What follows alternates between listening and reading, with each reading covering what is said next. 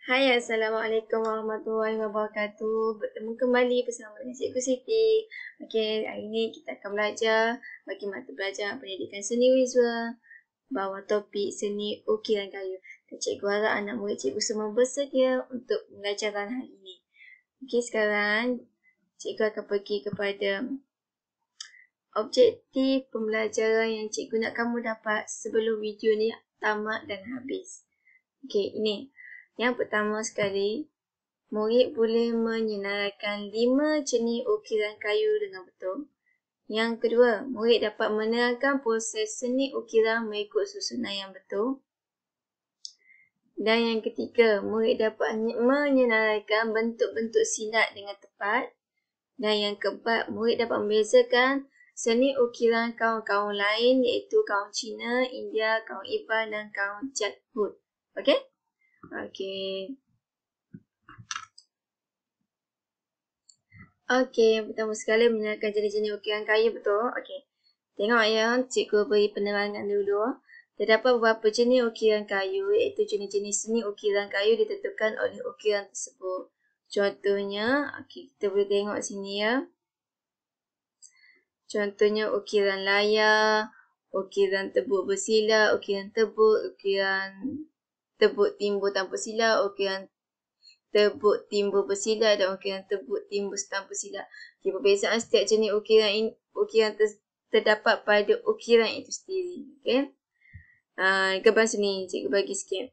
Ukiran larik ialah ukiran yang diukir pada batas kayu yang menghasilkan bentuk. Biasanya diukir pada hulu senjata seperti parang, kiris dan badik. Okay.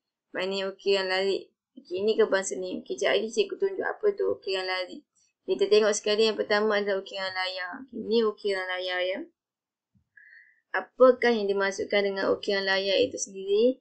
Ukiran ini tidak tembus dan tidak mempunyai corak timbul pada permukaannya. Nampak tak? Ukiran layar ni dia macam tenggelam. Okay, bahagian-bahagian latar tidak ditebuk dan hanya menggunakan teknik guris pada permukaan dengan motif yang ringkas. Jenis ukiran ini selalunya digunakan pada perabot seperti almari dan katil. Okay? Jadi kat sini cikgu nak kamu ambil clue yang paling penting. Ukiran ini tidak tembus dan tidak mempunyai corak timbul dan hanya menggunakan teknik guris pada permukaan motif yang ringkas dan jenis ukiran ini selalu digunakan di mana? Contoh kat sini almari dan katil. Itu yang cikgu nak kamu ambil. Okay, next. Yang kedua, ukiran tebuk timbul bersilat. Okay, ukiran tebuk timbul bersilat ialah ukiran yang ditebuk tembus. Bahagian motif yang diukir akan timbul. Okay, lu tengok timbul kan. And then, mempunyai silat. Ni ada macam betul-betul silat. Jadi, kita kenal silat tu macam mana. Kebiasaan jenis ukiran ini terdapat pada peti kayu, daun pintu dan tiang-tiang rumah tradisional, Melayu tradisional. Okey. Yalah, ingat baliklah kaum-kaum Melayu ni lebih kepada motif flora dan fauna. Okay, itu yang dicakapkan. Banyakkan terdapat di rumah Melayu tradisional. Okay, next. Jenis ukiran ini, ukiran tebuk timbul tanpa silat. Okay, jenis ukiran ini sama dengan ukiran tebuk timbul bersilat.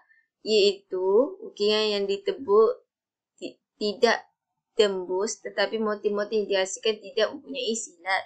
Contohnya ukiran yang pada perabot senjata dan parang hiasan. Okay? And then yang keempat, iaitu ukiran tebuk timbus bersilat. Okay.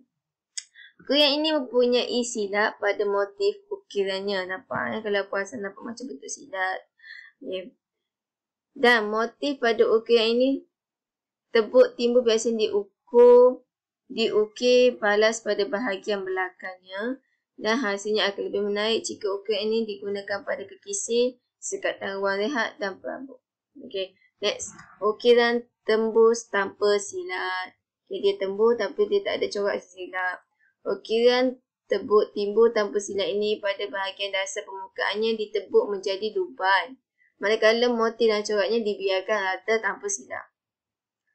Dan jenis ukiran ini biasanya terdapat pada kekisih, pagar musang, sekitar ruang dan perabot serta cucuk atap. Okay, inilah maksudnya kosong. Okay, sini macam ada corak-corak silap. Okey. Jadi awak dapat mengenalkan 5 jenis ukiran kayu. Okey. Cikgu harap kamu dapat yang ni ya. Dan kita pergi kepada bentuk-bentuk silap. Ni apa benda silap-silap ni kan? Okey.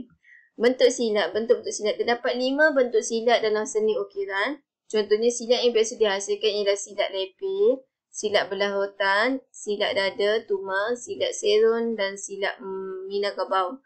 Silap-silap ini menjadikan hasil ukiran lebih cantik dan menarik.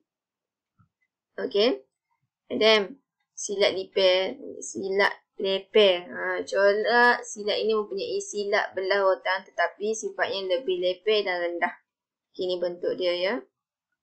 And then ini silap serong.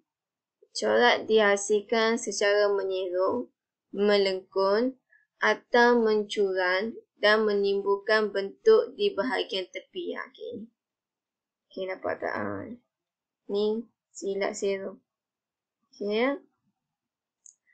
Dan seterusnya, silap belah rotan. Okay, jenis silap ini berbentuk separuh bulatan tetapi rotan yang dibelah dua. Okay, nampak tak?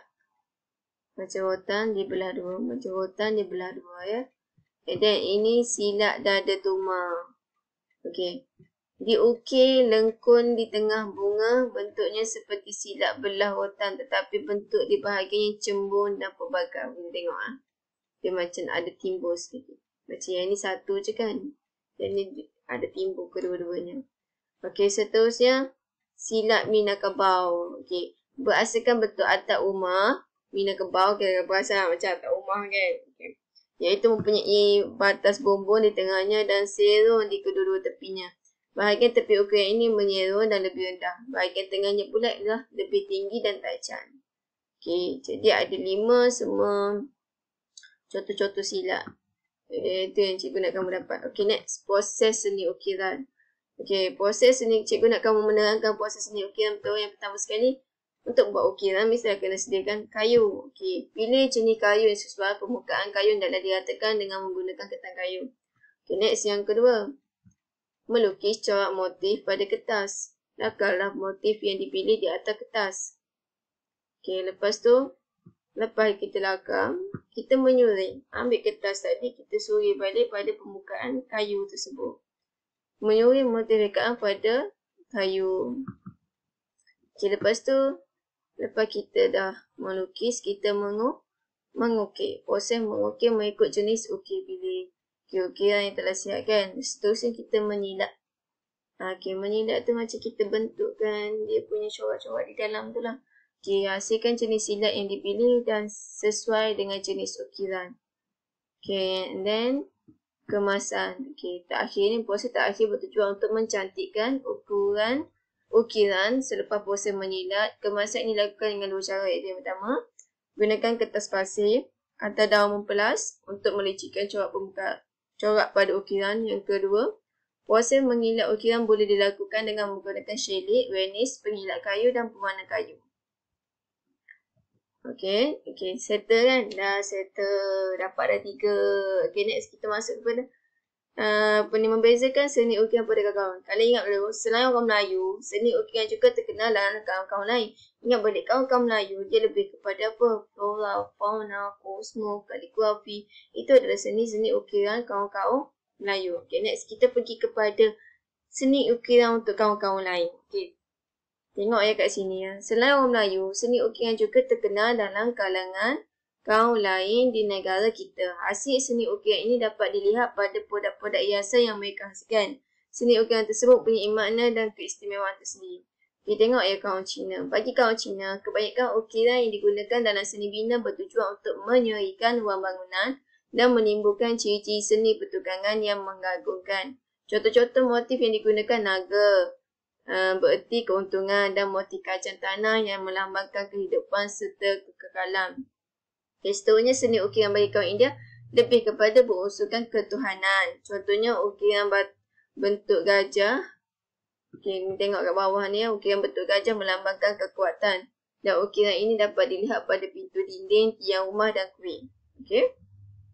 And then seterusnya kita pergi di Sabah pula. Seni ukiran wujud dalam kalangan orang Sulu sejak zaman pra-kolonial. Seni ukiran ini dikenali sebagai kahu ukir, iaitu kahu bermaksud kayu dan pokok manakala ukir merujuk kepada ukiran. Suku kaum Bajau juga mempunyai warisan seni ukiran. Seni ukiran kaum Bajau ditunjukkan pada sarung dan hulu barat.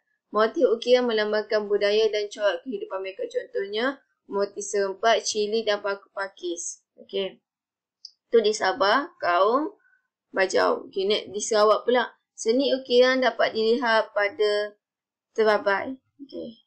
Pada terabai. Okay, ni terabai ya. Ataupun perisau. Macam, ya, perisau. Faham kan perisau tu? Iaitu peralatan perang milik kaum Iban. Kini terabai telah menjadi barang perhiasan di rumah atau sebagai cenderung hati kepada keunikannya. Terabai dibuat daripada kayu keras yang dihiasi dengan ukiran. Kita dapat berbagai bentuk ukiran dengan motif tertentu seperti naga, harimau dan pacat. Ukiran ini menjadikan Iban melambangkan status sosial. Contohnya, motif pacat hanya diukir pada senjata digunakan untuk melawan musuh. Seni ukiran juga terdapat pada tiang keliling di Sarawak dan tulang-tulang yang digunakan oleh kaum Sekapat di Punah Bah. Okey, seterusnya kita pergi kepada masyarakat orang asli seperti suku Cak Hud dan Mahmeri juga terkenal dengan seni ukiran. Mereka terkenal dengan ukiran berbentuk acah, patung, topeng yang dibuat daripada kayu. Perhasilan karya ini diwarisi. Ini menggambarkan kehidupan dan budaya masyarakat asli. Okay, ini adalah suku Cak Hud ya. Okay, next. Kehidupan kaum Cak Hud ni dan hasil ukirnya berkait rapat dengan kepercayaan dan pandangan mereka terhadap alam gaib. Kepercayaan tentang wajah-wajah Tuhan dan hantu digambarkan dalam ukiran mereka. Kebanyakan ukiran kaum Mahmeri ni dihasilkan daripada berbagai jenis kayu keras yang dipanggil sebagai nirih batu. Kebanyakan hasil ukiran kayu mereka dipengaruhi oleh kepercayaan dan tahyul. Acah patung yang berukir kaum Mahmeri ni berasaskan motif dan mewakili moyang mereka. Jadi dengan ni kamu dapatlah membezakan ukiran kayu untuk motif-motif kaum lain ya. Okay, next.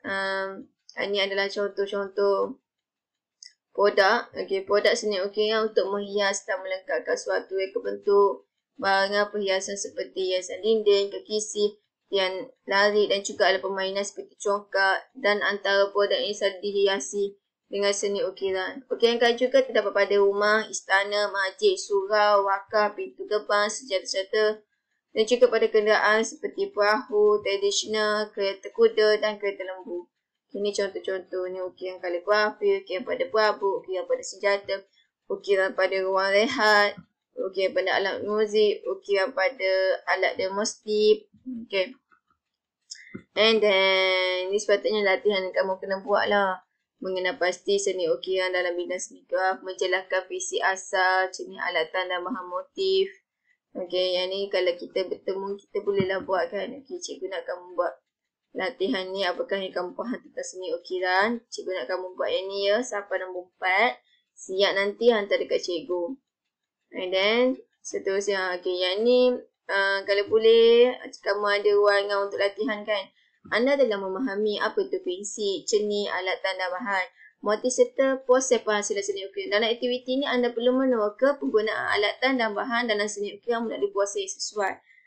Anda boleh bekerjasama dengan rakan supaya aktiviti ini menjadi lebih mudah. Kalau tak dapat bekerjasama dengan rakan pun boleh buat sendiri kat rumah.